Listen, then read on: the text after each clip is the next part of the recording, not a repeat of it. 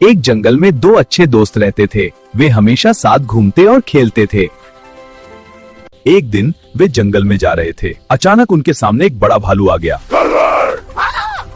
एक दोस्त जल्दी से पेड़ पर चढ़ गया, लेकिन दूसरा दोस्त पेड़ पर नहीं चढ़ सकता था। हाँ, मैं सबसे तेज हूँ। अरे नहीं, मैं फिर कोशिश करूंगा। उसे याद आया कि भालू मरे हुए इंसान को नहीं छूता। वह जमीन पर लेट गया और सांस रोक ली।